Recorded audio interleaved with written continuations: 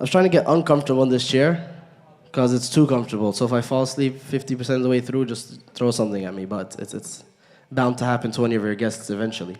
But alhamdulillah, it's a huge blessing to be here, gathering together in the house of Allah subhanahu wa ta'ala to discuss His signs, His message, His messengers, a blessed gathering with a blessed objective. We ask Allah subhanahu wa ta'ala to instill in our hearts these men as role models and the objectives of their missions to make them life missions of ours as well. Allahumma ameen. And the story of Nuh alayhi salam, a lot of people kind of already know it. It's kind of common knowledge, even in non-Islamic circles. Anybody can summarize it in 2 or 3 sentences? Give me a 2 to 3 sentence summary of Prophet Nuh alayhi salam's story. Somebody else, unlike you. Yeah, Mohammed. I do like you, I'm sorry.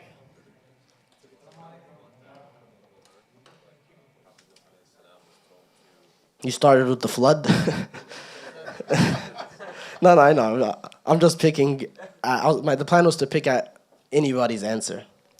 If your answer can't be picked at in public, then it's not your answer. You have to be able to. So keep going. Yeah, so Allah set down a flood, and Prophet Noah was instructed to say Sanitize this when we're done, Abdullah. Sanitize everything. Like. take them on an ark, and pretty much, keep everybody safe until the Okay. Anybody else? Jazakallah khair, Muhammad. Anybody else, sister? Summarize the story of Nuh alayhi salam in 2 or 3 sentences. Go ahead, please. Spent 950 years trying to, disown to Islam, and when it didn't work, he was ordered to build an ark, which he was ridiculed for. But then came down a flood, which people didn't believe, and it wiped out all of humanity except for his believers. Okay, what would you say is the main lessons? What's the main lesson of that story? 1 sentence, just one main lesson. Go ahead, Umar, please. Learn to swim. It's actually one of the main, we're going to get back to that. It's actually a very, very important point in the whole story. Yeah, Maghdad. Besides what logic tells you to, the order of Allah subhanahu wa ta'ala has its own wisdom. How he was in the barren desert, and the reason why his qawm was laughing at him was because he was building a ship in sand, and they were like, when are you going to need it? We need to use it. So the main point of the story for you is the wisdom of Allah subhanahu wa ta'ala? Okay, anything else? Anyone wants to do one more? Let's try one on this side so they don't call me misogynist. Please come to everything that I do. It's important for me. Sisters? Any takers? The most important point, the primary lesson of the story of Nuh alayhi salam? Da'wah, the importance of da'wah? Okay. Yes, sir. Let's do one more, Yusuf. Sabr? Yeah, I think I would agree as well. Allah subhanahu wa ta'ala says at the end of the story in Surah Hud, which is in the Quran, the longest continuous story of Nuh alayhi salam is in Surah Hud actually. 2.5 or 3 pages of the story in its entirety. And Allah subhanahu wa ta'ala says in the final sentence, the final segment, the final verse of the story before He switches topics, فَاصْبِرْ إِنَّ الْعَاقِبَةَ لِلْمُتَّقِينَ. Be patient because the resolution of the affair, the conclusion of this all, will only be in the favor of the pious. Why am I starting with the end of the story? Because this is the main lens that you hear the rest of the story in. This is the main lens that you're going to use to analyze every single detail, every single conflict, every single idea that we cover in the next 45 minutes or so. So be patient because the resolution, the conclusion of all of this, the way that's all going to end, however it appears to be, in the different variations of the way that this could go. This is the message to the Prophet Muhammad ﷺ. In what context? In the context of his last few years in Mecca. So Surah Hud was revealed in the last couple of years in Mecca when things are at peak difficulty. There's the death of Abu Talib, the death of Khadija, his main supporters. Abu Talib, political support, physical support, preventing others from attacking him or harming him physically, giving him the tribal protection that allowed him to preach freely. And then Khadija, the emotional protection that allowed him to have sakina, to go home and unwind and be able to face it all the next day, as he himself ﷺ said. In addition to that, he's unable to preach freely because with the death of Abu Talib, his main protector now, Abu Lahab becomes the leader of his tribe. And Abu Lahab is not like Abu Talib. Doesn't offer him the same protections. If you preach, kill on sight, we told them, we won't protect you, we won't back you up. So the story is revealed in this context. The Prophet ﷺ told us for the first 10 qurun, the first 10 centuries or generations, because qurun could mean either, they lived upon tawheed from the time of Adam alayhi salam. They were upon the teachings of the first human being, that pure way of life, the purpose for which we all exist. Then after 10 generations, or 10 centuries, so if it's 10 centuries, it's 1,000 years, right? If it's 10 generations, how long is that? Oh, thank you. 10 centuries. But this is, now 10 centuries would be 1,000 years. What's 10 generations? How long is that? I don't know, but what I'm trying to say is that the point is, I don't know how much it is in number and like the way we count generations now, but the point of all this was to keep in mind that they didn't have normal generations. They lived for centuries. So these are the first human beings, and we know that they live for centuries. So 10 generations would be much longer, right? It could be 10,000 years.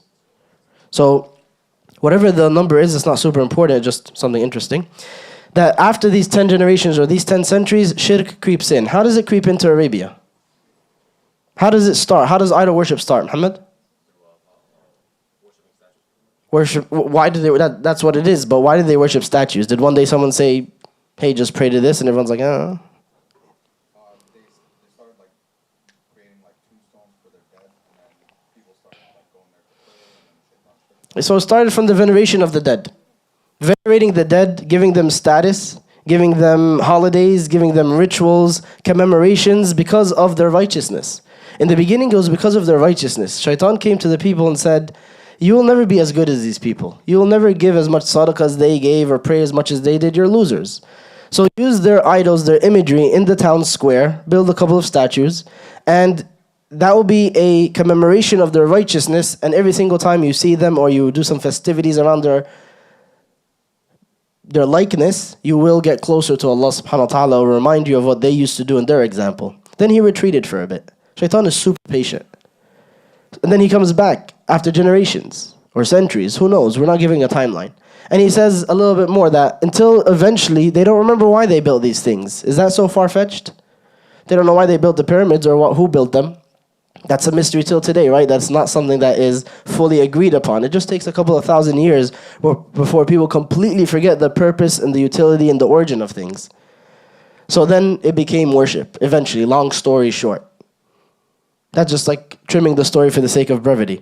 Then now they start to worship these idols, and they become the objects of their devotion and their ritualistic worship. So Allah subhanahu wa ta'ala sends a messenger. This is the process of messengers. That mankind strays away from their original teachings, from their purpose, and then Allah subhanahu wa ta'ala updates it with another service patch, another prophet, coming and telling you what you're doing wrong, where you're straying, and sometimes the rules change because times and place change, and Allah subhanahu wa ta'ala reveals accordingly. So he sends to them Nuh alayhi salam, as the Prophet told us in the hadith, the long hadith about intercession on the Day of Judgment, that the people will go to prophet and prophet after prophet, pleading with them to intercede on behalf of all of mankind because of how difficult and strenuous and anxious the situation will be on the Day of Judgment. And when they come to Nuh alayhi salam, they will tell him, you were the first messenger to all mankind. So he was the first in this process. From Adam alayhi salam, it was pure tawheed. Everyone was doing the right thing.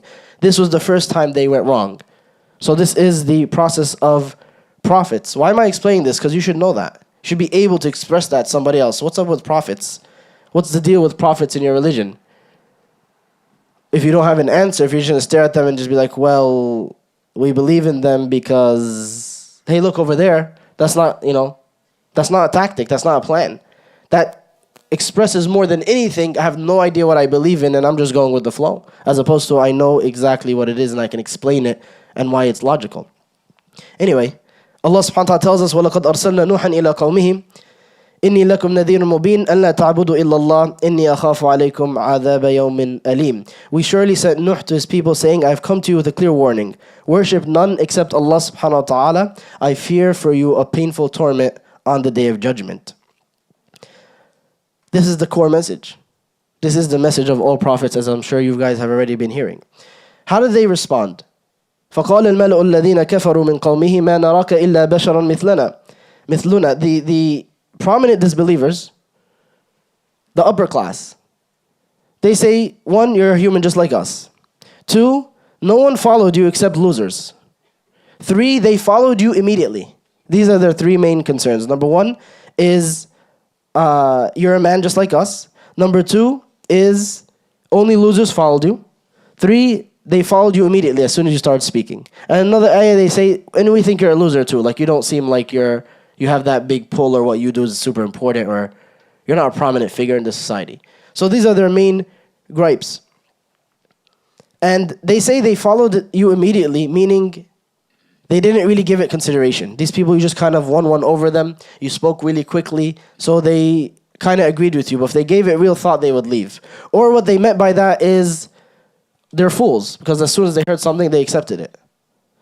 But that doesn't make you a fool. If you hear something, and it's the truth, and you're convinced in it, and you have conviction that this is what you're supposed to be doing, that should be an immediate effect on you. You should immediately implement that. You should immediately believe in that and strive towards it. It shouldn't be a long process just because. If there's a reason for the process, that could be beneficial. But here, the truth comes to you and you recognize it's the truth with conviction, you accept it immediately. There was one brother, he was doing da'wah with somebody, and he said that person, he's like, this stuff is so convincing, and I'm like following the Quran, I'm reading chapter after chapter, and I just love it. It's absolutely powerful. Like, he's so many good things. He's like, why don't you become a Muslim? He's like, I want to get to the end of it. I want to, let me finish the whole thing before I make a decision. Knock yourself out. He didn't see him for a while. Then he sees him after a while and he tells him, hey, by the way, what happened with the whole journey? Did you finish the Quran? He's like, I've been finished the Quran. I'm in Sahih Bukhari now. He's moving on to thousands. Now he's going to say, Shaitan's going to trick him and say, get to the end of that. Then he's going to find out that there's Muslim and Nasa'i and Abu Dawood. He's going to read every single Islamic book ever, paralyzed from actually doing something. But that the point of our deen isn't just to understand, it's to do. It's to implement and to follow. So the point of this is what? None of their points make sense. And that's important for you to recognize. Because you are always pulled into this wild goose chase or this red herring type arguments where people throw things at you and try to derail you. Right? We see this with Palestine all the time. Right? Their arguments, something that holds no weight, has no ground to stand on. And by the time you finish explaining one point, they got 15 others that now you have to face off with. Now you have to cite and you have to go on all these different sources that you have to get together. None of their points are for actual discourse. They're just distractions. And similarly here, this is what all their people said to them, the prophets. You're a man. You're not all that in terms of wealth and power and property and family. The people who followed you, a lot of them are low class. They're not rich and they're not prominent. Have any of these points any type of connection to the fact that I'm sharing? That his original point, worship Allah, you have no other God except Him, you'll be resurrected. Are they connected? Are their points connected in any fashion? They're not, right? So it's very important for you to recognize that so you don't get sucked in and to get completely derailed. This is something that they do time and again with different categories. Someone could do it in da'wah, you could experience it with atheists, you could experience it with the Zionists, like we said. You'll find so many different manifestations of that. But more important than how to encounter it, how to respond to it, how to recognize it is what? What's more important than that? More important than recognizing it and not getting sucked in and... What's more important than that? No, what's more important than responding? Why is everyone staring at me? That you don't do it yourself. That you don't be one of those people that when you're confronted with truth, you're confronted with evidence, you're given information that is logically sound, that is clearly from our deen, you don't contort it. You don't try to jump through hoops. You don't try to throw out red herrings and derail the argument just because it makes you feel better. No, accept the truth, even if you yourself at the moment are deficient in implementing it. The first step is accepting it in your heart with conviction. This is from Allah and I accept it. I'll cross that bridge when I get there. I'll figure out how. I'll work on the mistakes. I'll push past the uncertainty and everything else. But for now, the first step, I accept in my heart. This is a command from my Creator. This is what He wants of me. This is why He created me. I accept that. That's step number one, and it's super important. He responds to them and he says, I've received revelation from Allah subhanahu wa ta'ala. I've received mercy from him, that he guided me, that he presented me with this information that I'm now presenting to you. I can't force you to accept it. I cannot force you to accept this message. I am upon guidance from Allah subhanahu wa ta'ala. It's a mercy that He guided me to it. And He tells them, أَنُلْزِمُكُمُوهَا وَأَنْتُمْ فَعُمِّيَتْ عَلَيْكُمْ أَنُلْزِمُكُمُوهَا وَأَنْتُمْ لَهَا كَارِهُونَ. It has been, you have been blinded from it. So He's saying, me, Allah guided me. He gave me mercy. That He guided me to this path. He made me a prophet. Showed me the true purpose that I'm now sharing with you. And He blinded you to it. So how can I force you to accept it? This is a little bit not super convoluted, but follow along. He's saying the reason that I'm on this path and preaching is the guidance from Allah subhanahu wa ta'ala and mercy. The reason you're rejecting it is because Allah blinded you to it. So I can't force you to accept it with all my preaching, with all my arguing.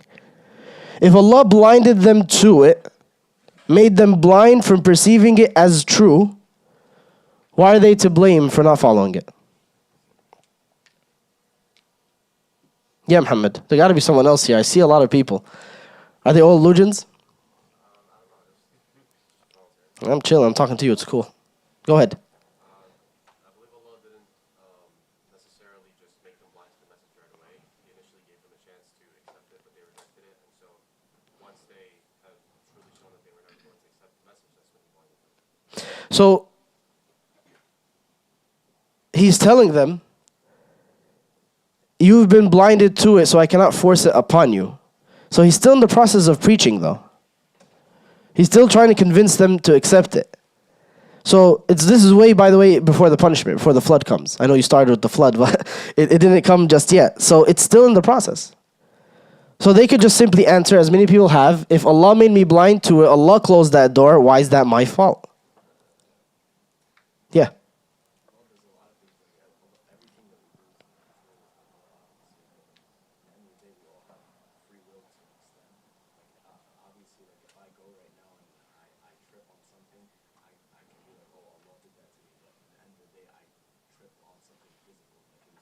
The difference is here, Allah subhanahu wa ta'ala is saying He blinded them to it. But that's still a conscious decision that they're supposed to do. Like it's your action, regardless of Allah. Allah chose everything in our lives, but at the end of the day, it was still you that made that decision. Me? Relax. I had a professor like that. It was like, anytime you'd ask a question, like, let's say you do this, he's like, me, why would I do that? But it was just like, it's just hypothetical, but whatever. You'd have to change it and say someone. And the class was crime and punishment. So it was about crime and punishment. So someone raised their hands and said, let's say you kill someone. He's like, me kill somebody? I would never. That was like the one that was way too much for him. I guess like he never heard of hypotheticals, but like the point is, you guys are both right. Hudayfa رضي عنه, he says, كنا عند عمر فقال أيكم سمع رسول الله صلى الله عليه وسلم يذكر الفتن. We were hanging out with Umar, Hudayfa ibn Yaman says, and he said, which one of you here in this gathering heard the Prophet ﷺ speak about fitan, trials? فَقَالَ قَوْمٌ نَحْنُ سَمَعْنَاهُ. A group of people said, we heard it. So he said, perhaps you're speaking about the fitna that a man experiences with his family, with his neighbors, like the everyday fitna, just the trials of life. And they said, yeah, that's what we're talking about. He said, no, تِلْكَ تُكَفِّرُهَا الصَّلَاةُ وَالصِّيَامُ وَالصَّدَقَةُ. That's everyday stuff that gets expiated by fasting and praying and charity. I'm asking about وَلَكِنْ أَيُّكُمْ سَمِعَ رَسُولُ اللَّهِ النَّبِي صلى الله عليه وسلم يذكر الفتنة التي تموج موج البحر. I'm asking about which of you heard the Prophet ﷺ describe the tribulations that will come like the waves of the ocean and engulf people. So Hudayfa said, me. I know what you're talking about. He said, everyone stayed quiet except me. I said, me. And Umar said, you and your father are from Allah subhanahu wa ta'ala. I mean, he's praising their religiosity. So Hudayfa says, سمعت رسول الله صلى الله عليه وسلم say, يقول, I heard the Prophet صلى الله عليه وسلم say, تعرض الفتن على القلوب كالحصير عودا عودا. فأي قلب أشربها نكت فيه نكتة سوداء وأي قلب أنكرها نكت فيه نكتة بيضاء. The tribulations, the trials, the difficulties, the temptations, they will be presented to the hearts like the weaves of a basket. You seen the weaves of a basket? You put one, then the other immediately after. You ever seen someone weave something? They're just constantly putting one on top of the other until it takes shape. It's just like thousands of them. So he said, sallallahu alaihi wasallam, like a string mat. You know how you see them crisscross constantly? Like if you tried to count those lines, you'd get dizzy. It's like the threads of a carpet almost. He said that's how fitan will be presented to the hearts one day.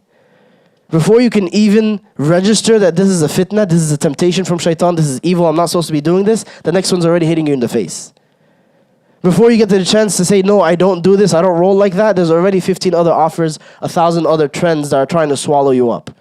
It's exactly as he described, sallallahu alaihi wasallam. He said they will be presented to the hearts like a straw mat, string by string. So any of the hearts that take them in, any of the hearts that let them in, that accept, with each one that they accept, they'll be marked with a black mark.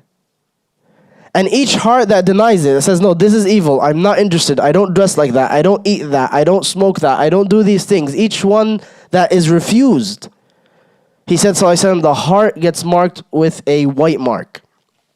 حتى تصير على قلبين على أبيض مثل الصفاء فلا تضره فتنة ما دامت السماوات والأرض والآخر أسود مرباضة كالكوز مجخية لا يعرف معروفا ولا ينكر منكرا إلا ما أشرب من هواه. This will continue this process until there's only two hearts, there's no third. A pure white one that will never be afflicted by a tribulation, will never be tempted as long as the heavens and the earth exist. Passed all the tests, will never falter, will never think twice. Or he said, sallallahu alaihi wasallam, a heart black as night, pitch black, like an upside down cup. Can you fill it with water? It's upside down. There's no effort that you could do that will allow water to enter this cup. He said, sallallahu alaihi wasallam, like an upside down cup that does not acknowledge good or deny evil, except as its pleasures dictate. Except as its pleasures dictate. It becomes a beast of pleasures, a hedonistic creature that has dropped several levels lower than a human being. So you're right, it's about letting it in. It's about making that decision, the wrong decision, too many times. And each of us should be terrified that I made the wrong decision one too many times and I earned this blindness. It's not Allah subhanahu wa ta'ala's fault. There's only so many times that you could insist on a door before it's flung wide open and you never look back. We should be terrified of that. Every single time I make that wrong decision, I should ask myself, is this the last time I walk through this door and never look back? Should be a consideration that I have. A worry that constantly occupies my mind. I'm not asking you for any money. I'm not asking you to do anything differently. I'm not asking you to give me pledges. This is all for you. This is also that you could believe in Allah subhanahu wa ta'ala, you could recognize that you're going to meet Him, and then you could prepare accordingly. That's what He tells them. He says, you've been blinded to all of this because of what you've done. But this is what I'm preaching. It's very, very simple. How long did He do that for? As the sister mentioned, 950 years. Can you imagine? When do you call it quits on somebody? When do you decide that this person's done, they're not interested? No, realistically, like I want a number, like maybe a year. Do you think if I'm advising someone weekly for a year, that's enough? I think it's enough too, I agree. It's not rhetorical, I'm serious. We all have a call it quits mark. Sometimes it's specified, like in our mind, like if this person doesn't respond to me in this time, I'm done. Sometimes it's not specified, but I reach that point where it's like, okay, I think I'm done. And I'm 100% sure for all of us, it's not going to be anywhere near as significant as, I'm not going to say 950 years because no one's going to live 950 years, but I won't say even anywhere, any semblance of that, of a majority of our lifetimes. We write people off so much faster than that. He didn't just do da'wah for 950 years. قَالَ رَبِّ إِنِّي دَعْتُ قَوْمِي لَيْلًا وَنَهَارًا, day and night. And every time I called them, they just started running away. It's like, oh, Nuh's coming, everyone leaves. More than that, إِنِّي أَعْلَنْتُ لَهُمْ, I announced it, made like a PSA, stood in the town square and said, hey guys, I'm preaching publicly. And I said in secret gatherings, let's go somewhere privately, just the two of us, just the three of us, just this family. And I tried to say it out loud. I tried to proclaim it. And then I tried to say it to them in other types of situations. He's just constantly finding every single variation, every single combo that he could put himself in of different methodology, of different setups, trying to do his best so that they can receive this information. But they just run away from him. What's more than that, he says, وَإِنِّي كُلَّمَا دَعْتُهُمْ لِتَغْفِرَ لَهُمْ. What's the purpose of his call? Every time that I call them so that you may forgive them. That's his dream. That's his goal. alayhi salam. Every time that I call them so that you may forgive them, they put their clothes over their heads. Can you imagine speaking to an adult and they do this? If my hood comes on, is it coming on? It's working. And they do this. Like imagine you came and asked me a fiqh question at the end and I was just like this. I might start doing it because Ramadan has been whack, if I'm being honest. But, alhamdulillah. Don't complain, Mohammed. Not on the mic. It's something that it would be so insulting. It's so childish, right? It's a level of discourse that people don't engage in at all, right? No one does this. It's not like someone says, hey, leave me alone, or curses you, right? This is like a level of like childish behavior that doesn't get exhibited by anybody. But this is what happened to him. This is how they showed him up in public. So imagine being shown up like that in any type of gathering where someone absolutely disrespects you. It'd be something you'd never forget, right? This is something that's happening to him for literally centuries. And I said, seek Allah's forgiveness. فَقُلْتُ اسْتَغْفِرُوا رَبَّكُمْ إِنَّهُ كَانَ غَفَّارًا. He is the most forgiving. He will forgive you no matter what you've done. There's no limit. There's no level of you've done too much. This is not for you. Everyone else but this person. What is the effects of that? A man came to Al-Hasan al-Basri and he said, my land, my farm is struggling. It's arid. It's constantly dying because it's too dry. He said, go make istighfar. Another man came to him and he said, I can't have kids. I'm trying to have kids and I can't. He said, go make istighfar. And a third person had some other issue. He said, make istighfar. And then a fourth one. So they told Hasan al-Basri, what's going on here? You're giving the same advice to drastically different situations. And he said, I didn't make it up. Nuh alayhi salam said it to his people. I told them, seek forgiveness from Allah subhanahu wa ta'ala. He is the most forgiving. يُرْسِلِ السَّمَاءَ عَلَيْكُمْ مِدْرَارًا. He'll send the rain down upon you in torrents so that it will fully satiate your plants. وَيُمْدِدُكُمْ بِأَمْوَالٍ وَبَنِينَ. And He'll provide you with wealth and children. Istighfar gets you all of this. Istighfar is that magic pill, that hack that allows you to access so much more in your life, that allows you to accomplish so much more, succeed on such a higher level. I'm not going to go over all the ayat just for the sake of time, but he mentions to them, look at the creation. Look at the things around you. Look at the things that Allah subhanahu wa ta'ala facilitated for your usage. Just that by itself. How many things that you wake up and go to sleep utilizing that are just there, that Allah subhanahu wa ta'ala facilitated. That you can recognize simply by looking around you today. How many people don't have those same blessings? So that's basically the way that he's preaching to them. Very, very simple. Look around. That's all you need to break that circle of arrogance that you're going through. قالوا يا نوح قد جادلتنا فأكثرت جدالنا فأتنا بما تعدنا إن كنت من الصادقين. They said, oh Nuh, you've argued with us at length. So bring down the punishment that you are threatening us with if you're telling the truth. At this point, if you're telling the truth, our ask is bring down the punishment. Make it happen. If any of what you're saying is true, because we are adamantly not going to believe. And he tried to explain to them, he's still preaching to the very last moment. Right? He didn't say, sure, here it comes. It's been 900 years, what else do they want? He's still trying to the very last moment. He said, it is Allah subhanahu wa ta'ala who will bring it down, if He wishes, and you'll not be able to escape. He's still trying to warn them, right? He's still to the very last moment, until Allah subhanahu wa ta'ala reveals to him that there will be no other believers. At this point, they're done. You've preached all that you could, and they are not going to believe. And on top of that, at that same time, Nuh alayhi salam turns and makes dua against his people. He makes dua that Allah subhanahu wa ta'ala takes them. قال نوح ربي لا تذر قال نوح ربي إنهم عصوني واتبعوا من لم يزده ماله وولده إلا خسارة.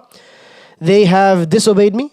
They have followed others instead of me. Those that will not increase them in wealth, those that will not increase them in children, that have no ability to fix their affairs, to forgive them, that will only increase them in loss. They insisted on following that instead of me, instead of you, Allah subhanahu wa ta'ala. So do not allow a single kafir to remain on the earth. This was his dua after 950 years. After Allah subhanahu wa ta'ala reveals to him that no one else will believe. This is the amount of believers you have now, that's the max. And subhanAllah, the Prophet ﷺ told us, لِكُلِّ نَبِيٍّ دَعْوَةٌ مُسْتَجَابَةٌ. Every prophet has a super dua. Like a red button that you hit and it gets done immediately. He said, ﷺ, every prophet has a super dua that gets answered immediately. And some of them used it against their people, like Nuh alayhi salam here. He said, oh Allah, I want to use that one on them, against them, that the punishment comes to them and that you do not leave a single one of them behind because of what they've done and the amount of arrogance and rejection that they've exhibited. So he said, sallallahu alayhi wa sallam, every prophet has a super dua. A dua that will be answered immediately. فَتَعَجَّ كُلُّ نَبِيٍّ دَعْوَتَهُ. Every single prophet, تَعَجَّلَ كُلُّ نَبِيٍّ دَعْوَتَهُ. Every single prophet used that dua in their lifetime. Some of them used it to get out of a difficult situation. Some of them used it against their people, as we've seen. Every single prophet, he said, has used it, except me. I have not used my super dua in this life. I've never used it. وَإِنِّي اخْتَبَأْتُ دَعْوَتِي شَفَاعَةً لِأُمَّتِي إِلَى يَوْمِ الْقِيَامَةِ. I'm saving it for my ummah on the day of judgment. I'm saving it to tell Allah subhanahu wa ta'ala, not that one. Let him go. It was an accident. She didn't mean it. That he's going to stand by each person of this ummah one by one to plead with Allah subhanahu wa ta'ala on your behalf. To say sorry for you. To hope that your punishment gets lightened, if he can, sallallahu alayhi wa sallam. فهي نائلة إن شاء الله من مات من أمتي لا يشرك بالله شيئا. And he said it's going to reach every single one of you that dies believing in Allah subhanahu wa ta'ala, not associating any partners with him. I'm going to be there, he's saying. I'm going to be there by your side on the day of judgment when your own parents would throw you under the bus. There's not a single human in creation, in existence, except they will say two words, nafsi, nafsi, myself, myself, on that day. Even the Prophet ﷺ, even Nuh alayhi salam. There's only one man who will say, my ummah, Muhammad sallallahu alayhi wa sallam. Nuh alayhi salam used his super da'wah against his people, that they will not believe. So Allah subhanahu wa ta'ala reveals to him, build the ark. Carry in it from each animal a pair, a male and a female. And do not be concerned by what you hear and what they do. In the tafsir, they mentioned he didn't know what an ark was. He didn't know what a ship was. They were not an ocean-faring people. So Allah subhanahu wa ta'ala told him, step one, plant the trees. So he planted them for 20 years to get the amount that he needed. Then he said, what do I do now? Jibreel alayhi salam came to him and said, now you're chopping wood. And then Jibreel alayhi salam came to him and said, now you build something in the shape of a home. And then later on, he turned it into an ark because Nuh alayhi salam didn't know what to do. And this is a crucial part of the story. You don't need to see how it ends. You don't need to understand every step. You need to conform and submit. Allah subhanahu wa ta'ala has an epic plan for this entire ummah. You could play a role. You could play an epic role. Doesn't mean you see all ends. It doesn't mean you understand what's going to happen. You do your part. You conform and you submit to your Creator and you give that your all. And whatever He puts in your hands, whatever He makes accessible to you to change, to fix, you do that with ihsan. What's the next step? That's not your business. How does this connect to Palestine and all together? It's not your business. You fulfill what you have. In terms of your rituals, you understand them. You know where to access them. You know how to learn them. In terms of now helping the ummah, get busy. That's your job to find out. It's your job to find out where you get plugged in. What utility you have that the ummah is waiting for. And you get busy with that. And Allah subhanahu wa ta'ala guides you. He updates you each step of the way as He sees fit. He will light up the path when you need to turn. So for Nuh alayhi salam, it was decades of engaging in a process that doesn't even resemble a ship. And then when it started to resemble a ship, the people went even crazier. They told him, oh, now you're a carpenter. I thought you were a prophet. You got a job update. Like at first you were a prophet, now you got demoted to a carpenter. They started making fun of him. Make it a joke. Put him down. Make him look ridiculous in front of everyone. Allah subhanahu wa ta'ala says, وَمَا آمَنَ مَعَهُ إِلَّا قَلِيلٌ. Only a few believed with him. And the tafsir is they number them from 7 to 80. In 950 years. That's like one Muslim every 30 years. That's his da'wah. His own wife and his son rejected him. Not interested. How did he respond to that? That's a high pressure situation. He said, إِن تَسْخَرُوا مِنَّا فَإِنَّا نَسْخَرُ مِنكُمْ كَمَا تَسْخَرُونَ فَسَوْفَ تَعْلَمُونَ. If you're making fun of us right now, we're the butt of your joke right now, this is what it appears to be here and now.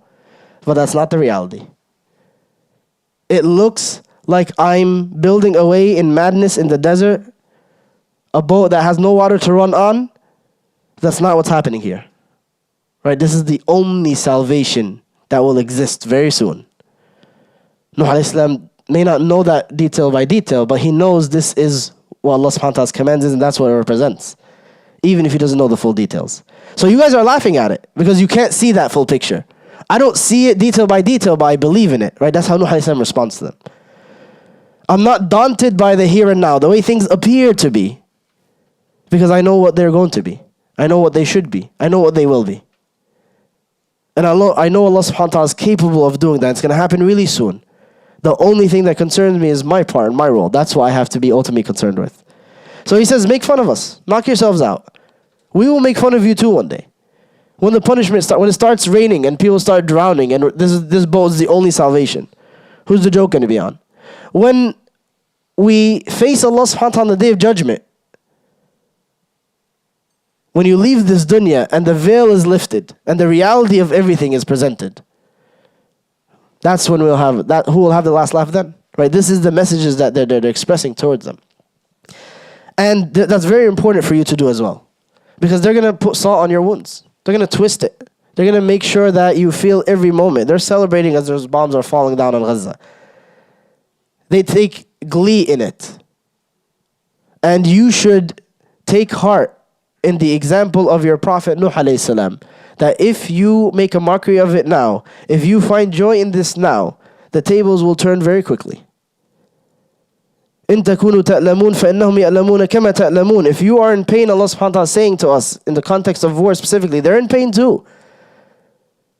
War has pain in it, right? People get hurt. But what's the differentiating factor? What makes it all different? What makes it all different, Abdullah? وَتَرْجُونَ مِنَ اللَّهِ مَا لَا يَرْجُونَ. Right? You hope in Allah subhanahu wa ta'ala, that which they have no hope in. That's the biggest differentiating factor. That you have a superpower. That you know the future. That you know the reality. That even before the veil is lifted, you know that things are not what they appear. And that gives you a supernatural fortitude to keep going. These are the messages of this surah. In a time where the Prophet ﷺ is struggling to make sense of things. Is struggling to push forward. It's peak difficulty time. The Muslims are being snatched left and right. His own protection has faded, sallallahu alayhi wasallam. He is wandering through Mecca, afraid for his life at times. His main support systems are gone. He doesn't know that in a year or two there will be a whole nation of people that will accept him in Medina. He doesn't know that just yet, sallallahu alayhi wasallam. For now, this is as dark as it's going to get. And Allah subhanahu wa ta'ala tells him, listen to this story. Listen to what Nuh alayhi salam went through for centuries. Listen to how he was made fun of. And finally, at the very end, be patient because the resolution of all affairs will be in the favor of al-muttaqeen, the pious. So, the last part of the story, and perhaps one of the saddest part of the story, is Allah subhanahu wa ta'ala says now, Nuh alayhi salam completes the ark. And the rain starts coming down in torrents.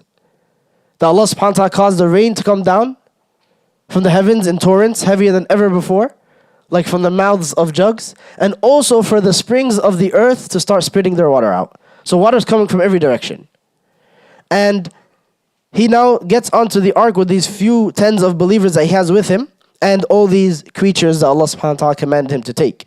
And Allah subhanahu wa ta'ala tells us, وَهِيَ تَجْرِي بِهِمْ فِي مَوْجٍ كَالْجِبَالِ. It was carrying them now, it's running with them in waves like mountains. It wasn't just a storm. It wasn't just water. It was a huge, it's a huge tempest where there's giant waves and people are terrified. And as it's going through that, Allah subhanahu wa ta'ala describes, it must have been a really strong ark, right? To withstand all those waves. Must have been really, really sturdy. He must have been building it for centuries. He must have had some high tech going on there for the time. How else would it withstand all of this, right? Allah subhanahu wa ta'ala says, وَحَمَلْنَاهُ عَلَى ذَاتِ أَلْوَاحٍ وَدُسُرٍ. We carried him, Nuh alayhi salam, on a couple of planks and a couple of nails. It wasn't an epic ship. It wasn't high tech. He said, we carried them on a couple of nails and a couple of planks. Allah subhanahu wa ta'ala doesn't need anything fancy. It doesn't have to match your rubric for success in this world. In fact, the majority of this ummah's history, in the most significant struggles, they are outmanned and outgunned and out-equipped and outmaneuvered, and none of that matters. وَكَمْ مِنْ فِئَةٍ قَلِيلَةٍ غَلَبَتْ فِئَةً كَثِيرًا. How many of a small band of people defeated a large band of people? This is the sunnah of Allah subhanahu wa ta'ala. The Prophet ﷺ stood at the day of Badr, and he raised his hands higher than they ever seen him raise them, like this, until his cloak fell off his back, sallallahu alaihi wasallam. He didn't say, give us victory because we're few in number. He didn't say, give us victory, we're less equipped than them, we're less prepared than them. He said, oh Allah, give us victory because if you allow us to be defeated, if this band disappears, these 313 men are wiped off of the face of the earth, you will not be worshipped anymore. That's the only value that we have. That's our main appeal to our Creator.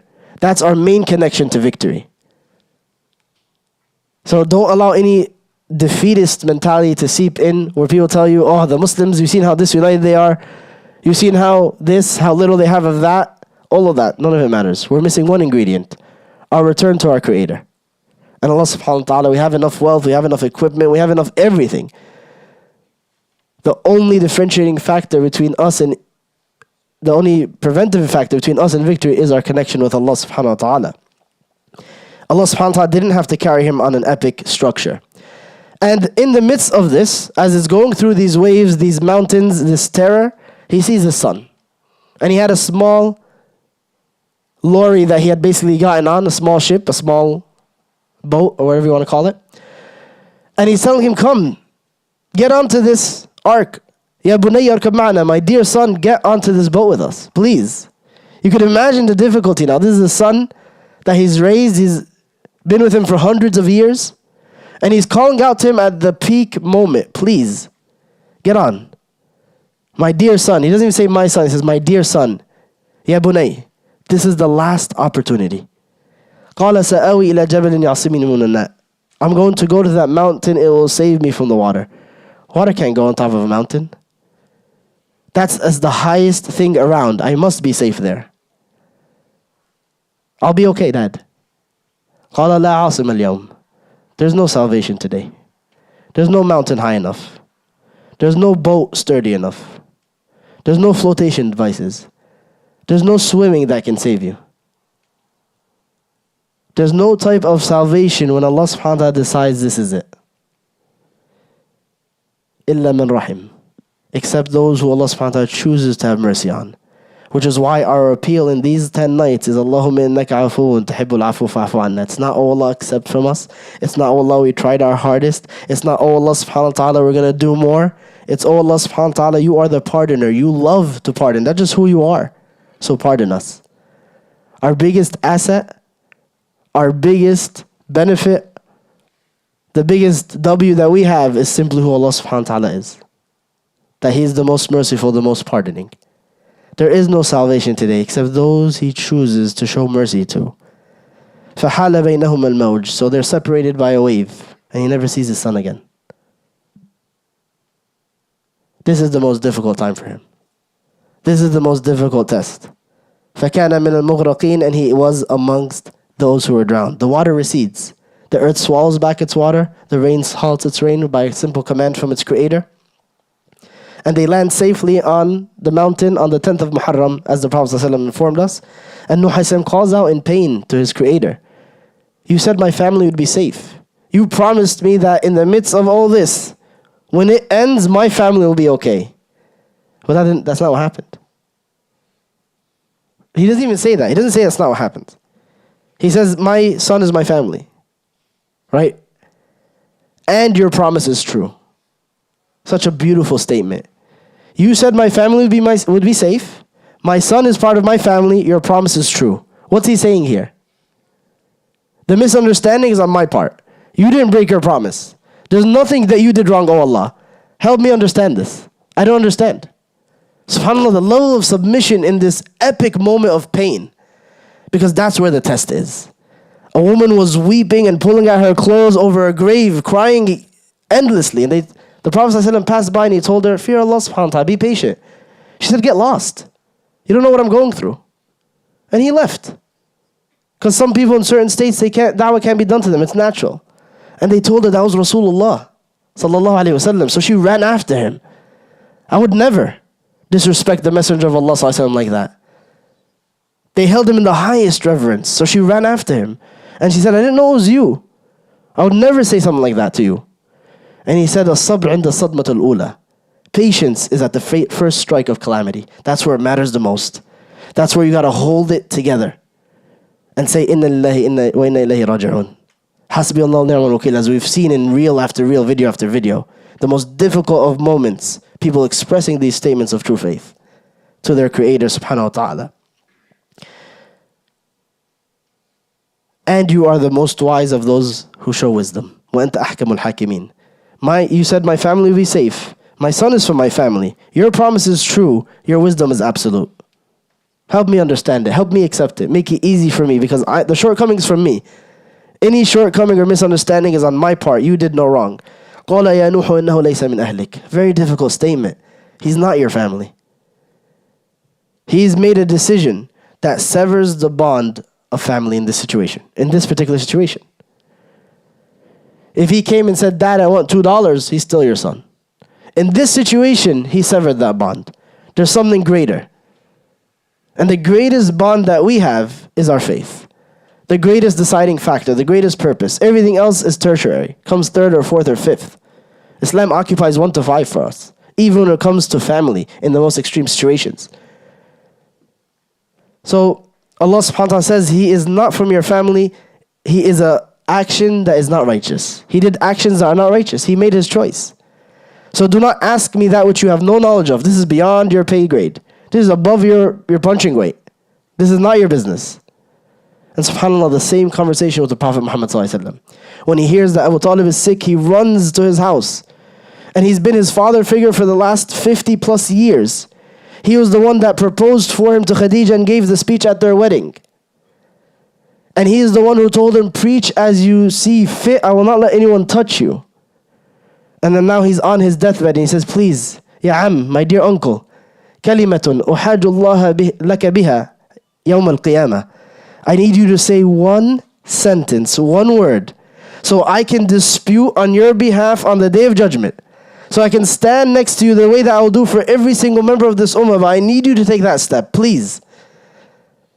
And they didn't even let him sallallahu alaihi wasallam stand by his head because of their malice and their evil, so he was grabbing by his feet. And Umayyah ibn Khalaf and Abu Jahl and Abu Lahab were by his head and they said, أَتَرْغَبُ عَنْ مِلَّةِ عَبْدِ الْمُطَّلِبِ. You will abandon the way of life of your father Abdul Muttalib, the legacy, the hero. You want the last sentence of your story to be you abandoned your father's way of life? And he said, never. I can't make that sentence. I'm upon the deen of Abdul Muttalib. And the Prophet ﷺ said, no. I can't accept that. I will make istighfar for him. And Allah subhanahu wa ta'ala said, no, you can't. Denied. Request denied. إِنَّكَ لَا تَهْدِي مَنْ أَحْبَبْتَ. You don't guide whom you love. It's not your choice. You don't call the shots here. Don't forget your place. And he's telling the same thing to Nuh alayhi salam in this same context at the same time period. As painful as that is, you need to know your place. You're a servant. You're creation. You have a master. He calls the shots. You conform.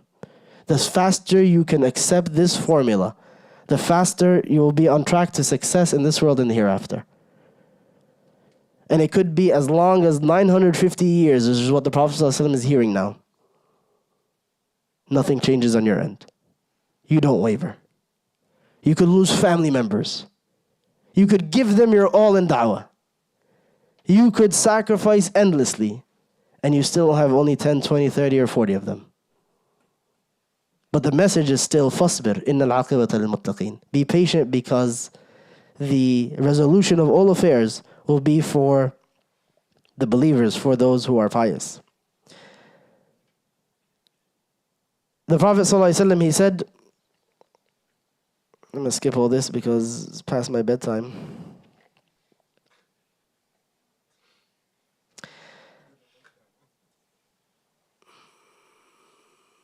Let's skip to the very end. The Prophet ﷺ said, إن نبي الله نوحا صلى الله عليه وسلم لما حضرته الوفاة قال لابنيه إني قاص عليكما الوصية أمركما باثنتين وأنهاكما عن اثنتين. When Nuh ﷺ was going to die on his deathbed, he calls 2 of his sons and he tells them, I'm going to give you my final advice. Listen up, this is goodbye. And this is a nice summary to the story as well, the points that he brings up in, I think. I'm going to command you with 2 things, and I'm going to forbid you from 2, so pay attention. The first thing that I command you with is لا إله إلا الله. فإن السماوات السبع والأرضين السبع لو وضعت في كفة ووضعت لا إله إلا الله في كفة رجحت بهن لا إله إلا الله. The first thing I command you is to say and believe and uphold and live by لا إله إلا الله. That is the core of it all. You say it, you believe in it, you sacrifice for it. I can see it in your finances. I can see it in your relationships. I can see it in the way that you talk. I can see it in your rituals. It trickles in every single aspect of your life. He says the first thing I command you with is La ilaha illallah, because if you could put La ilaha illallah in one pan of a scale, and in the other pan you had the heavens and the earth and their 7 layers and everything in between, La ilaha illallah would be heavier. If you live by La ilaha illallah, that makes you unbeatable.